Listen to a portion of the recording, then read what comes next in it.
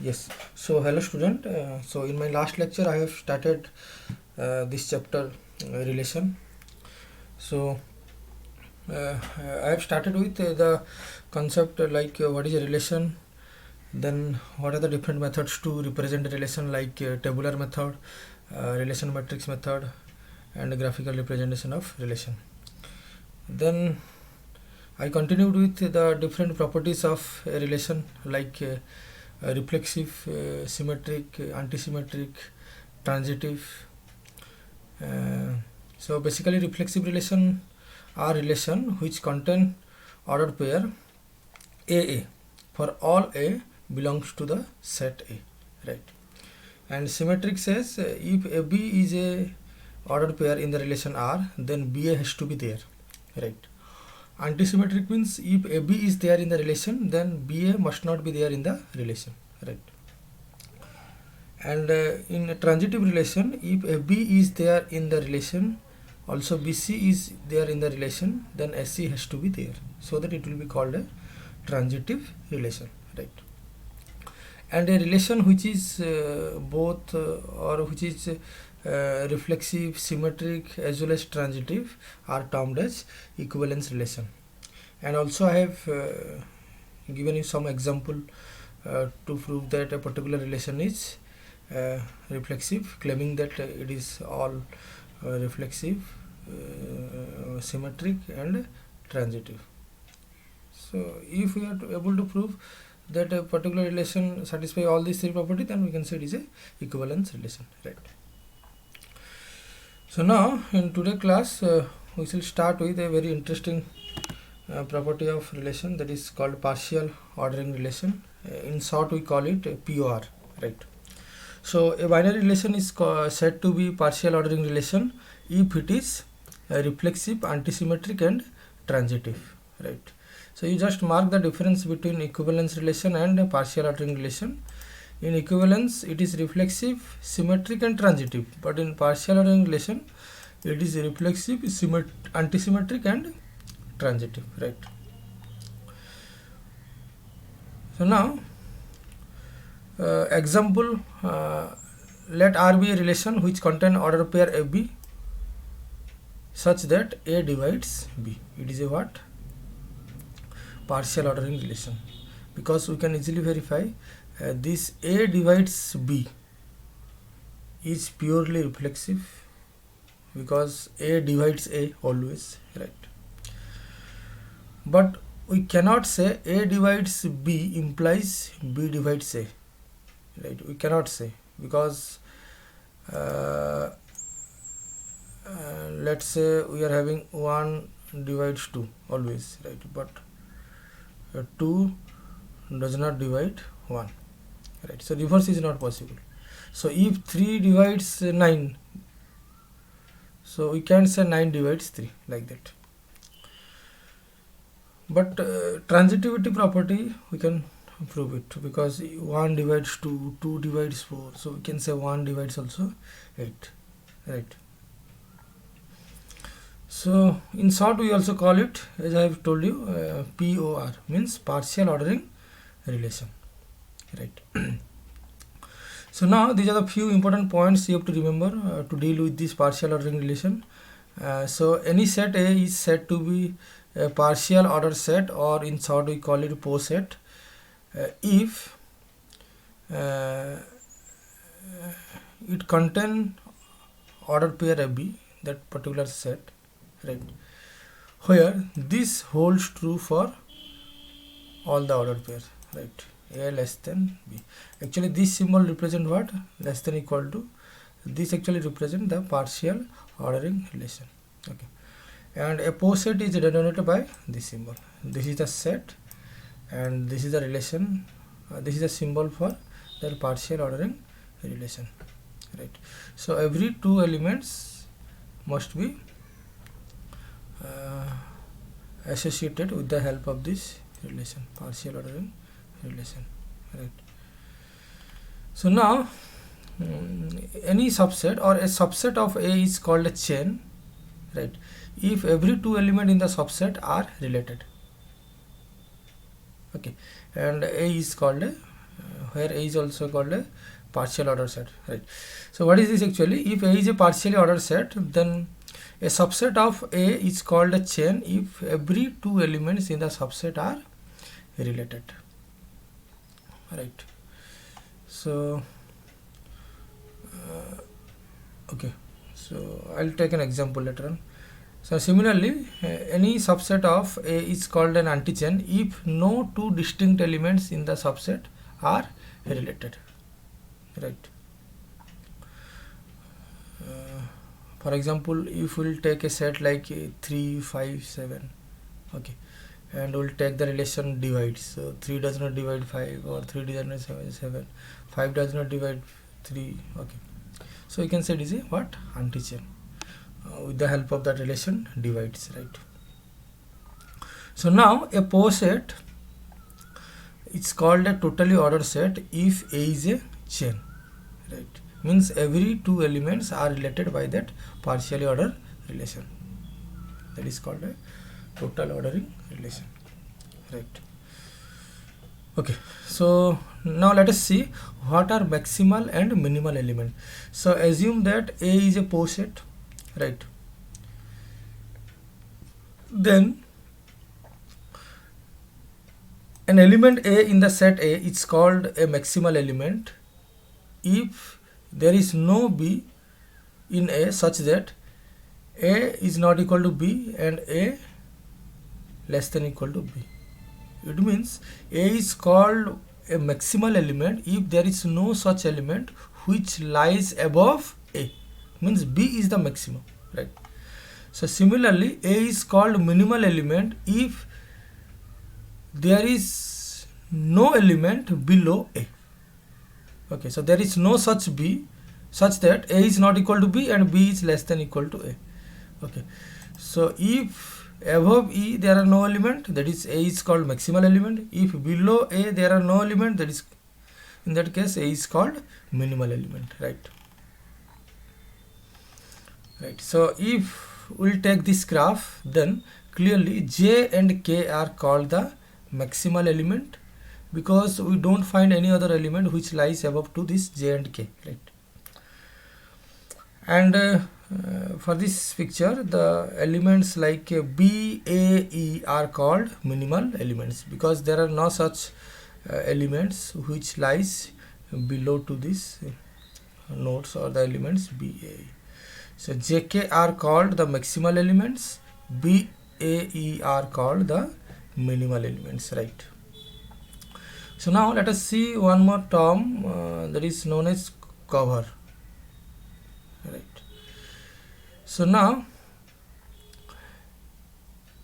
an element A is said to be cover of another element B. So A is said to be cover of B if A lies above B, right? It means it is covering B. So A lies above B, and there is, and for no other element C, B less than equal to C less. Okay, so just simply I am telling you, A is said to be cover of V if A lies above B and there are no element in between A and B. Okay, so in the above figure we can say F is the cover of B.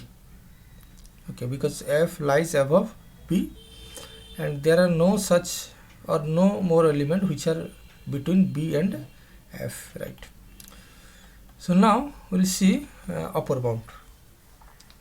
So an element C is said to be upper bound of A and B if C is greater than A as well as C is greater than B. So C greater than A and C greater than B, we will say C is called the upper bound of A and B. Okay, so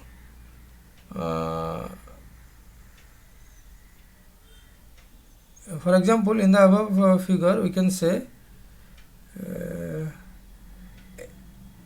H is called the upper bound of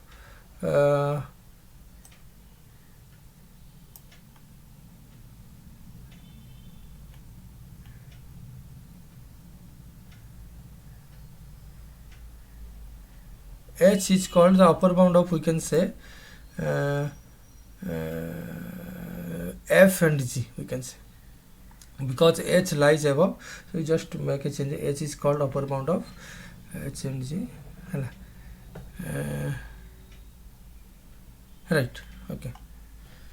So simply remember, upper bound means the elements lying above any two given elements, and those elements are known as upper bound. So B, C, D, E, A, F, G, you take anything, upper bound will be either H, or you can take it is I. And similarly J will be upper bound of all these elements lying below it. Right. So now least upper bound, in short we call it LUB. So C is said to be least upper bound of A and B. Right. If C is upper bound of A and B, and there are no more element between C and the pair AB. Right. For example, H and I are the least upper bound of F and G. Okay. So if we are taking F and G,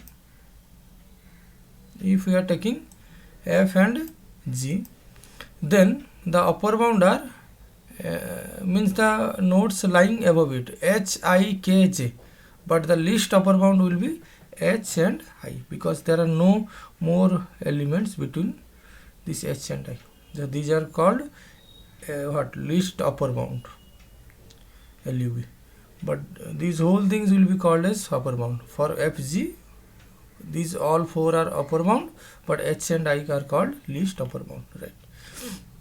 So similarly, in lower bound, C is said to be lower bound of A and B if C is less than both A and B. So if we will take this F and G, let me take the example of I and F. For I and F, right,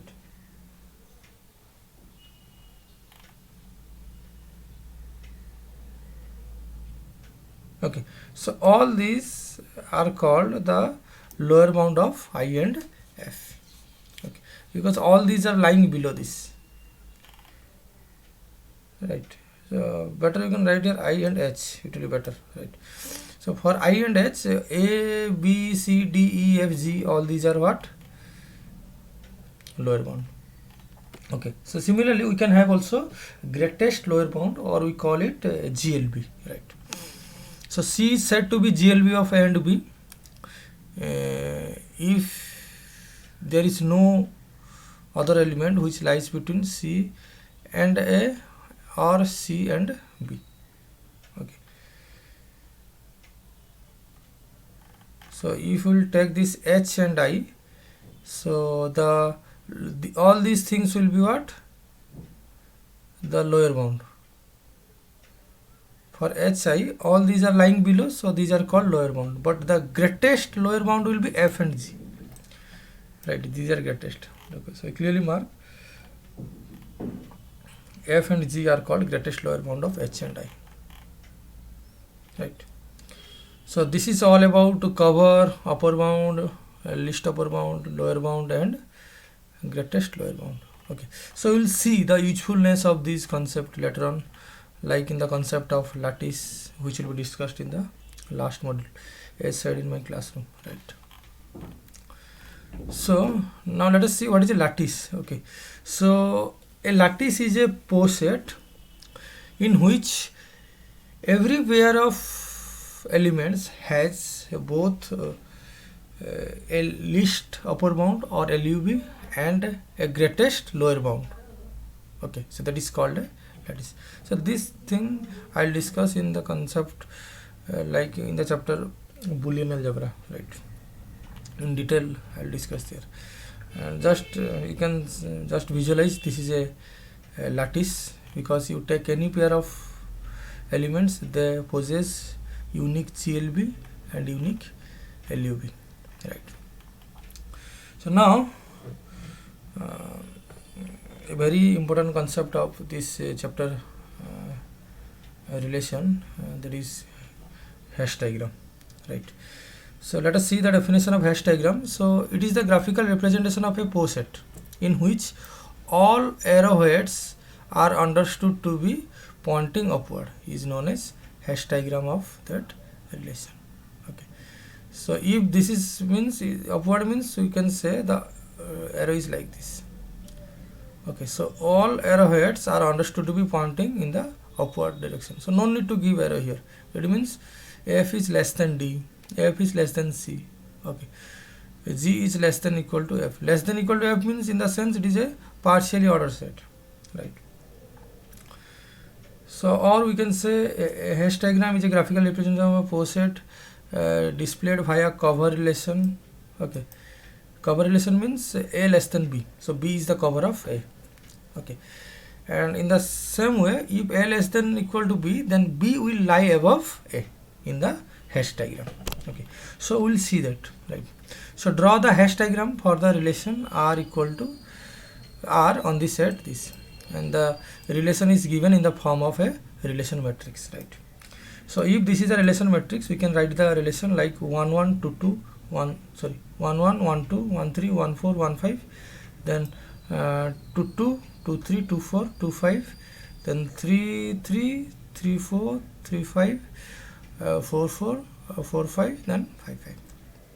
So now how to draw the hash diagram for this particular relation?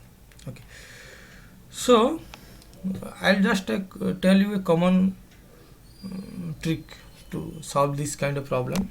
So you do one thing, you first take the relation and try to remove all the order pair like AA. So try to remove all the self loop edges, means 1 1 2 2, these are called self loop edges, or you can say you try to remove all the AA in relation R for A belongs to the set A, right?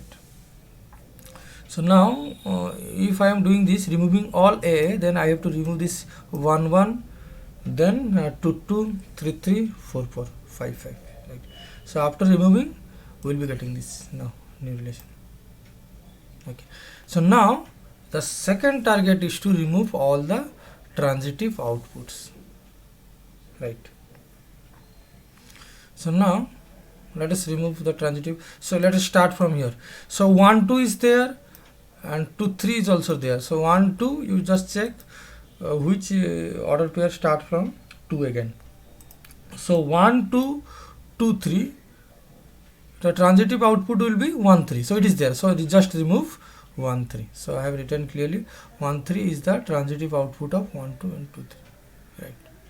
So I am removing this. So next, this is removed, so come to here, 1 4 is there, and let's say 4 5 is there.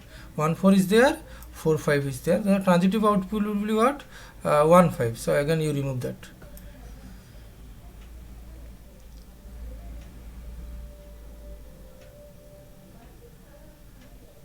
Okay, so no, sorry, I have actually forgotten one more. Okay, so 1 2 2 3 is there, so you just remove 1 3, because that is the transitive output of 1 2 and 2 3. Next is 1 2 is there, and two more order pairs are there. So 1 2 is there and 2 4 is there, so you just remove this 1 4. 1 2 is there, 2 5 is there, so you just remove 1 5. So all these three will be removed. You can just see here. So 1 5 is the transitive output of 1 2 and 2 5, right? So 2 3 is there already. So now we'll start from here. 2 4 is there and 4 5 is there, so you can remove 2 5, right?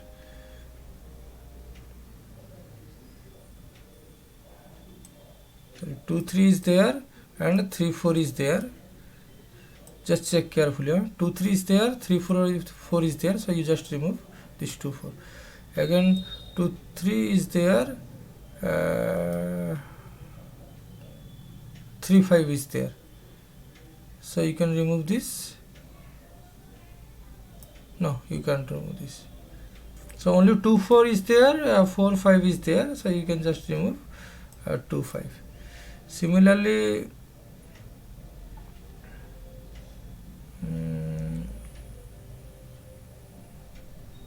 yes, 2 3, no, you can do this. Okay, so now 3 4 is there, 4 5 is there, so you can remove this. 3 4 4 5 is 3 5 5, right? So just eliminate all the transitive outputs to get the final relation, right?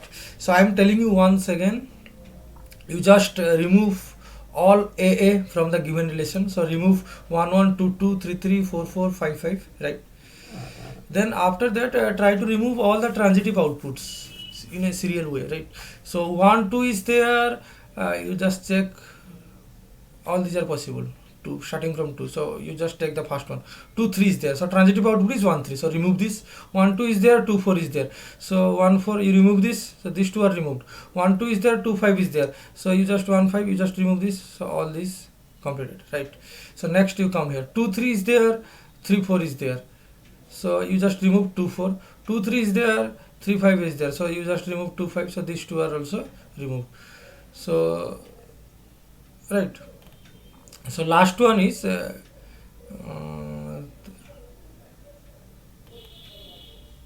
4 is there and 4 5 is there, so you have to just remove this 3 5, right? So after eliminating everything, we are getting this 1 2 2 3. Okay, so this is basically pore set, and pore set says all order pair AB are related by the relation A less than equal to B, mean this B lies above A. So surely in this case 2 will lie above 1, 3 will lie above 2, 4 will lie above 3. So this is a very simple diagram. 5 will lie above 4. Okay, because in a hash diagram, the arrowhead is understood to be in the upward direction. Okay, so if A less than B, or if AB is a order pair, then we can represent the hash diagram like that. A will lie below and B will lie above A, right? So 2 above 1, 3 above 2, so it is a sequential order, right? So we'll take one more example to get it more clear, right? So the set is given and this is a what relation, right? So just write the relation, it is in the relation matrix form. So it will be 1 1 1 3 1 4 1 5 2 2 2 3 2 4, like that. Last one will be 5 5. So just remove 1 1 2 2 as said you. Okay, so next you eliminate all the transitive output, like 1 3 is there and 3 5 is there, so you just remove 1 5.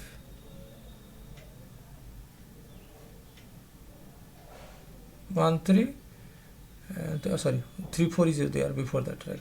1 3 3 4, so you just remove 1 4. Then 1 3 3 5, you just remove 1 5. So these two are removed, right? Then you take 2 3 and 3 means 3 4, so you have to remove 2 4. Then 2 3 and 3 5, you have to remove 2 5. So these two has been removed and these two are also removed. Okay, so the remaining thing will be 1 3 2 3 3 4 and 3 5. This will remain, right? So now we have to draw the diagram. So 3 will lie above 1, 3 will also lie above 2. It means 3 is the cover of the element 1 and 2. So make 3 here, below that you will have 1 2. Then 4 will lie above 3, 5 will also lie above 3. So 4 will lie above 3, 5 will also lie above 3, right? So this is the hash diagram, right? So let us take one more example. Draw the hash diagram representing the partial ordering. This AB. So AB is the relation satisfying the property A divides B. Okay, so let us first try to figure out the relation on this set 1 2 3 5 4 6 8 12, right? So just check this. So 1 can be combined with any element like 1 1 1 2 1 3 1 4 1 6 1 8 1 12, but pick those where 1 divides the next element. So we know 1 divides all integers, so it will be all 1 2 1 3. But if we will come to 2, 2 does not divide 1, 2 does not divide 3, 2 divides 4, 2, so 2 4 2 6 2 8 2 12, like that. If we'll come to the 3, 3, 6, 3, 12. So 3, 6, 3, 12. If we'll come to 4, so it will be 4, 8, 4, 12, because 4 divides 8 as well as 4 divides 12, right? If we'll come to 8, no, and 6, for 6 there is one possibility, 6, 12, right? Okay, so this is the relation we are getting. So first target, you remove all the order pairs, like we have already excluded actually, like order pair like 1, 1, 2, 2, because 1 divides to 1, 2 divides to already we have removed, and after removing we are writing this. Okay, then you just try to remove all the transitive output, right? So 1, 2 is there, 2, 4 is there, so remove 1, 4. 1, 2 is there, 2, 6 is there, so remove 1, 6. 1, 2 is there, 2, 8 is there, so remove 1, 8, right? So 1, 2 is there, 2, 12 is there, so remove 1, 12, right? I think series is completed. Yes. Then 1, 8 is also there, so 1, 2 is there, 2 it is there, so you can also remove 1, 8, right? So all these order pairs are removed, like 4, 6, 8, 12. Okay, right. Okay, so now 2, 4 is there and 4, 8 is there, so we can remove 2, 8, right? 2, 4 is there, 4, 12 is there, so we can remove 2, 12, right? Similarly 3, 6 is there, 6, 12 is there, so we can remove 3, 12. Okay, so after removing all this, we will be getting this. So now we have to draw the hash diagram. So 2 and 3 both lie above 1, so you can write this 1 above 1, 2, 3, right? Now above 2 we are having 4, above 2 we are also having 6, so just make it in some other direction. Okay. So now 6 is the 6 lies above 3, so just connect 3. 8 lies above 8, 4, sorry, so 4 above you just write 8. Then again 12 lies above 4, so okay, then 6 lies above 12. Okay, so I think this is easy now, right? So we shall take one more example. Draw the hash diagram of the partial ordering relation FB such that A subset of B on the power set PS, right? Okay, right. So we have to take the power set of this set containing elements ABC. So its power set will obviously contain 2 power 3, 8 elements. So its power set will contain elements like phi, A alone, B alone, C alone, AB, BC, CA and ABC, right? But they should satisfy this. So phi is a subset of all set. So phi will be at the bottom. So phi is subset of A, phi is subset of C, phi is subset of B, right? Similarly, A is subset of SC, A is subset of FB, B is subset of BC, B is subset of FB, C is subset of SC, and C is a subset of BC. Similarly, SC is subset of ABC and BC is subset of ABC, right? So, right.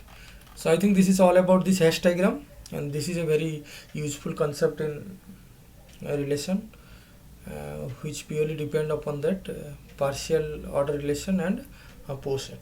Okay, so simply remember, given any relation, you try to remove the ordered pairs AA, means the ordered pair containing same element. Okay, and next target is to eliminate all the transitive output. Okay, so after removal of such kind of or such types of ordered pairs, you can go for the hash diagram, keeping in the mind that if AB is there in the relation, then you have to just specify that node A below the node B. Okay, so if you are doing so, it will be assumed that A is related to B.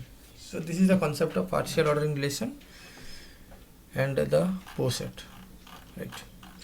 So with this chapter is completed. So next class we shall come up with a new chapter, that is function. Okay, right. Thank you.